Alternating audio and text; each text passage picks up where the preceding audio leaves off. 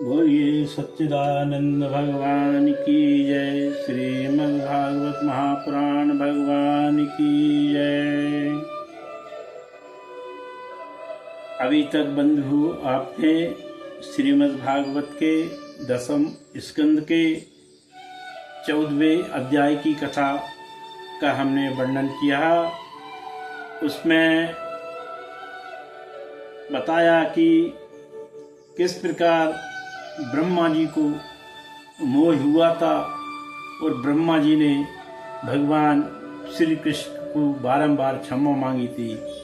अब आगे की कथा 10वें स्कंद के 15वें अध्याय, 16वें और 17वें अध्याय की कथा का वर्णन करते हैं।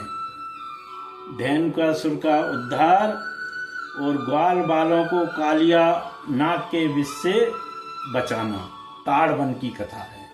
ये भगवान श्री सुखदेव जी महाराज कहते हैं, हे परीक्षित जी, अब आगे की कथा सुनियो। मैं आपको भगवान के अत्यंत जो ब्रज में उन्होंने लीलाएं की हैं उनकी कथा का वर्णन करता हूँ, तो आप सावधान होकर सुनिए। ततश्च पौंगडवस्तां श्रुतो ब्रजे बभ्रुवन्ते पशुपाल्यस्ततो वृंदावनम पुण्यस्त्वं चक्रितु। अब भगवान थोड़े कुमार अवस्था को से आगे बड़े हो गए, पौंगड अवस्था में प्रवेश किया है, यानी 5वें वर्ष से 6वें वर्ष में भगवान का प्रवेश हुआ है। अभी तक भगवान बछड़ों को चराने की स्वीकृति मिली थी उनके लिए। अब ये बड़े हो गए हैं, अब इनके लिए गौएं चराने की स्वीकृति मिल गई है अपने नंद बाबा से। अब तो ये ग्वालों के साथ वृंदावन में गौओं को चराने गए हैं। उस वृंदावन में एक बहुत बड़ा वन, ताल वृक्षों का बड़ा घनघोर जंगल था। अब तो उनमें एक मुख्य सखा थे, श्री रामा। उन्होंने कहा, भगवान ये फलों से लदा हुआ है वन, ताल वृक्षों के फल से लदा हुआ है और मीठे मीठे रसीले फल हैं, किंतु इसमें धेनुक नामक राक्षस, गधे के रूप में एक राक्षस रहता है, धेनुकासुर। भाई किसी को हमको इन फलों का आनंद लेना, तो उसमें कोई जा सकता है और जो कोई जाता है तो उसको ये धेनुकासुर मार देता है।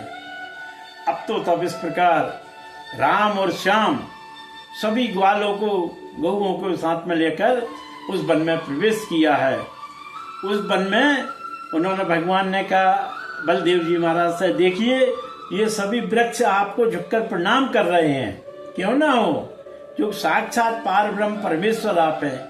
ऐसे ताल वृक्षों को उन्होंने वहां पे देखा है और बलदेव जी महाराज से कहा। तब तो वे ताल वृक्ष में गए और उन्होंने, बलदेव जी महाराज ने एक ही हाथ से उनको पकड़कर और ताल वृक्षों को हिला दिया।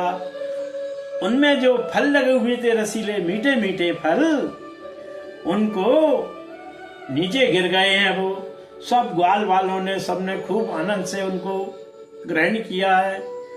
इतने में उसमें एक जो राक्षस धेनुकासुर रहता था, उसको जब पता पड़ा कि हमारे वन में तो जो कोई वाला के आए हैं और हमारे ताल वन को उजाड़ रहे हैं, वह क्रोध करता हुआ बड़ा गुस्से में आया है और अब तो वह इनको बड़ा क्रोधित हुआ है और अपने उन जो गधा था अपने पैरों से उनके लिए दुलत्ती मारने लगा है। बलदेव जी महाराज ने उसके दोनों पैरों को पकड़कर और भाई उसी पे मार दिया है, ताल वृक्षों पर। उसका गोविंदाय नमो नमः हो गया। उसके प्राण पखेरु उड़ गए हैं, आंखें उलट गई हैं, खून उगलता हुआ वह ताल वृक्षों को तोड़ता चरचर करते हुए ताल वृक्षों पे गिर पड़ा है। तब तो वह जो ताल वृक्षों पे गिरा है तो उसकी मृत्यु वहीं हो गई है। अब तो उनके जो और भी जो भाई बंधु थे इसके धेनुकासुर के, अपने बड़े भाई इसकी धेनुकासुर की मृत्यु का समाचार जानकर वो सब इनसे युद्ध करने के लिए आ गए हैं दोनों भाइयों से। दोनों भाइयों के हिस्से में जो भी आया, जो देता था, तो उनको गोविंदाय नमो नमः करते उनको भी उन्होंने मुक्ति प्रदान कर दी है धेनुकासुर के भाइयों को। अब तो तब से जब जी जो वो वन था वह बड़ा पवित्र हो गया और ब्रजवासी उसमें खूब आनंद से विहार करते, पशु पक्षी आते और उसके सुंदर मीठे मीठे रसीले फलों को खाते थे। ऐसा जब भगवान ने अपनी शक्ति से, अपने बल से उसका उद्धार कर दिया है। अब जब उद्धार कर कर ये शाम को ये गौवा चराकर अपने घर को लौटे हैं राम और श्याम, कृष्ण और बलराम जी महाराज। अब तो रोहिणी आदि अपनी माता जो थी उनकी और यशोदा से कृष्ण भगवान ने बड़े ही हंसते हुए विनोद के स्वर में कहा है, माँ माँ आज तो हमारे बड़े भैया ने बहुत बड़ा काम कर दिया है। तब रोहिणी आदि माताओं ने पूछा, क्या काम किया है मेरे लाल ने? उन्होंने कहा, एक गधे को मार दिया है, और हंसने लगे। विनोद भरी दृष्टि से जब बलराम जी ने सुना तुम इनसे नाराज हो गए, तुम हमारा मजाक उड़ाते हो। ऐसी विनोद भरी लीलाएं भगवान ने की और बड़े ही आनंद से उस वृंदावन में जो वन था फलों से लदा हुआ उनको मुक्त कराया है और उनके सभी ब्रजवासी उसके मीठे मीठे रसीले ताड़ वन में प्रवेश करते थे। अब एक समय की बात है कि जेठ आषाढ़ का महीना था और बहुत गर्मी थी। अब तो गौएं आदि सब बड़े परेशान थे, उनके लिए प्यास लगी हुई थी। अब वे यमुना के पुलन पे गई हैं और यमुना के पुलन में जाके यमुना जी के वो कालिया नाग जिसमें रहता था वो विषैला जल पी लिया है। अब जल पीने से ग्वाला और गौएं सभी मृत हो गए हैं। तब भगवान ने देखा अपनी ज्ञान दृष्टि से, अरे ये तो उसमें कालिया नाग है और उसके विष से ये पूरा जल विषक्त हो गया है। भगवान ने अपनी ज्ञान, अपनी अमृतमयी दृष्टि उन सभी ग्वालों और गौओं पर की और वे सभी जीवित होकर अपने अपने घर को चले। ऐसा मालूम पड़ता था कि अभी सोचते, किसी को कोई मालूम नहीं पड़ा कि पर वो उनके प्रभाव को समझ गए कि हमें निश्चित हमारी मृत्यु हो गई थी ग्वालों को और भगवान कृष्ण ने ही हमें जीवित किया है। अब ये कालिया नाग जो था वह उस कुंड में रहता था। अब उसकी कथा क्या है कि ये कालिया नाग रमणक द्वीप में रहते थे, परंतु वहां से गरुड़ जी से के जो उनसे कालिया नाग और गरुड़ जी दोनों में परस्पर बैर हो गया था। क्या था कि एक समय ये गरुड़ जी महाराज की जो माता को जो हैं उनके लिए इन्होंने वो कर रखा था दासी के रूप में। कद्रू और बिंता की कथा के प्रसंग में आता है, कद्रू के पुत्र कालिया नाग हैं और बिंता के पुत्र गरुड़ जी महाराज हैं। तो ये क्या था कि इनकी माता को इन्होंने गरुड़ जी की माता दासी के रूप में इनके पास थी। अब इनकी माता के जे वो याद करते थे, दासी रूप में रह रही गरुड़ जी महाराज नागों की यहाँ ये कद्रू के यहाँ कद्रू ये दासी के रूप में है। तो इनको बड़ा दुख होता था और वे सर्पों को खा जाते थे उसके। तो फिर ये सब सर्प ब्रह्मा जी के शरण में गए। फिर ब्रह्मा जी ने निश्चय कर दिया कि प्रत्येक अमावस्या को एक सर्प की बलि होगी और ये गरुड़ जी को देना। अब ऐसा हो गया निश्चय। अब जब इनकी बारी आई कालिया नाग की तो ये बड़ा विषधर था और नागों को भी इसने गरुड़ जी के पास जाने से रोक दिया और सुन भी नहीं जाता।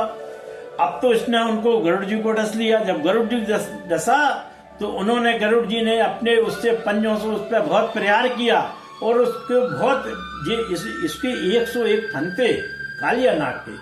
अब तो ये बहुत चोटिल हो गया उन गरुड़ जी से।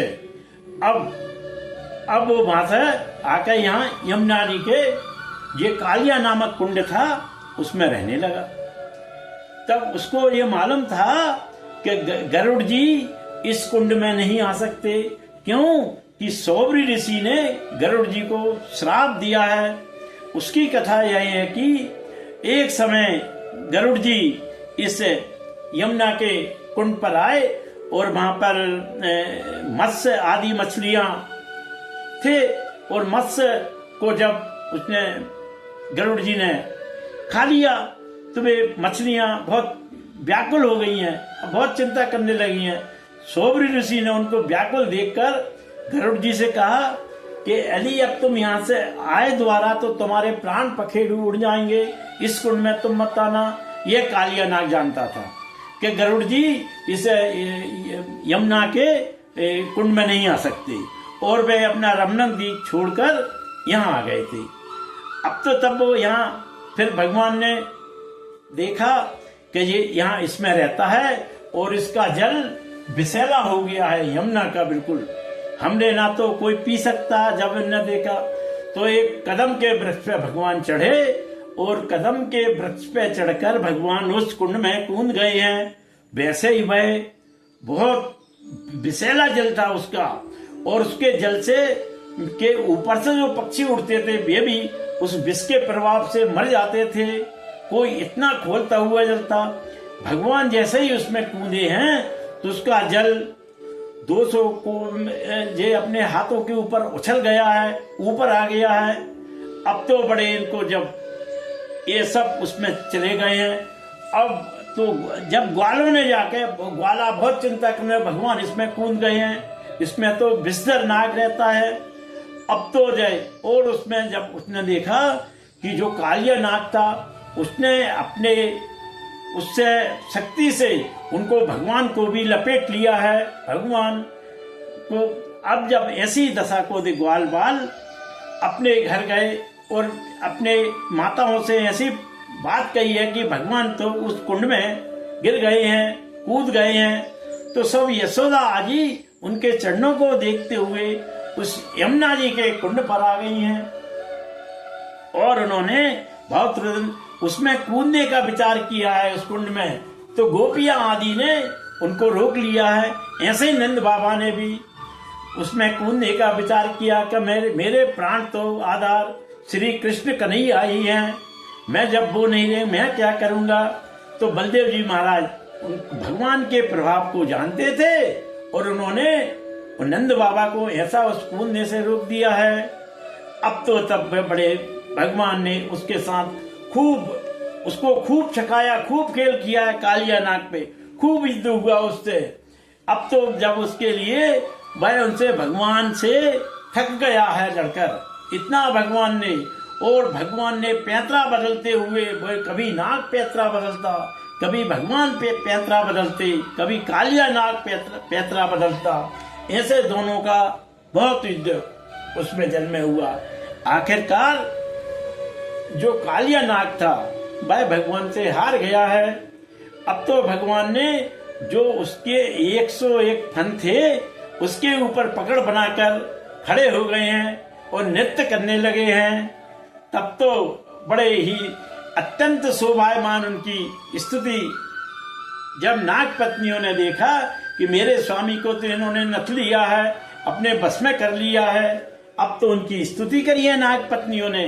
और हे परमेश्वर, हे जगत के आधार करता, सृष्टि करता प्रभु, आपको नमस्कार है। ये हमारे स्वामी आपके प्रभाव को, रूप को, गुणों को नहीं जानते हैं प्रभु, क्षमा कीजिए, हम आपकी शरण में हैं। तब इस प्रकार नाग पत्नियों की स्तुति सुनी है। जब नाग को भी ये भान हो गया कि ये तो पार ब्रह्म परमेश्वर हैं, नारायण भगवान हैं, उसने भी अपनी बड़ी क्षमा याचना की है और उसने कहा प्रभु मेरे साथ तो ये है कि उन्होंने कहा मैं सब जानता हूँ कि तुम लोग रमणक द्वीप छोड़कर क्यों आए हो गरुड़ के उससे, परंतु अब मेरे चरण कमल तुम्हारे मस्तक पर आ गए हैं। अब तुम्हारे लिए गरुड़ तो क्या, दुनिया में कोई भी तुम्हें नहीं मारेगा। और तुम यहाँ से इसको, यमुना का जो कुंड है इसको छोड़कर तुम समुद्र में तुम्हारा निवास स्थान है रमणक द्वीप, वहां पर जाइए। तब तो बड़ा प्रसन्न होते हुए और उन्होंने रमणक द्वीप की यात्रा की है कालिया नाग ने, और भगवान ने बड़ी उसको अभय कर दिया है। फिर उसके लिए वो जब उसके चरण कमल भगवान के कालिया नाग पर पड़ गए तो फिर उसके लिए नहीं हुआ है। और ये कद्रू और बिंता का परस्पर बैर था, इन्होंने अपनी झूठ बोलकर इनको अपनी दासी बना लिया था।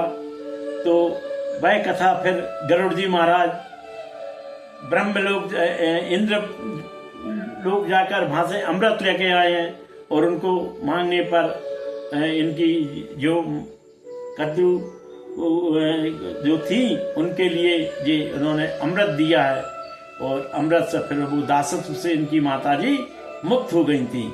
क्योंकि झूठ बोलकर उन्होंने कहा कि हमें ये सफेद घोड़े चाहिए, तो वो तो थे नहीं, काले घोड़े थे। तो उन पर सांप जो थे कद्रू के पुत्र, वो सब उन पर लपट गए थे। उनका देखो ये तो सफेद है, और उसके वजह से वे दासी हो गई थी। ऐसे बिंता को भी उन्होंने दासत्व से गरुड़ जी महाराज ने मुक्त कराया, और अपने समस्त लीला, और गरुड़ जी महाराज भगवान के जी वो हैं, अपने गरुड़ जी महाराज भगवान इन पर सवार होते हैं, इनके पार्षद हैं गरुड़ जी, नारायण भगवान के वाहन हैं गरुड़ जी महाराज। ऐसी सुंदर लीलाओं को करते हुए आगे की कथा में 18वें अध्याय की कथा आएगी। उसमें प्रलंबासुर का उद्धार भगवान ने किया है।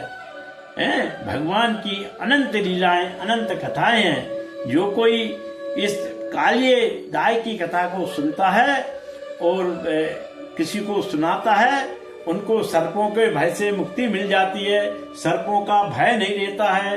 बोलिए सच्चिदानंद भगवान की जय। सच्चिदानंद रूपाय विश्वोपत्यादि हेतुवे तापत्रय विनाशाय श्री कृष्णावयं नमः।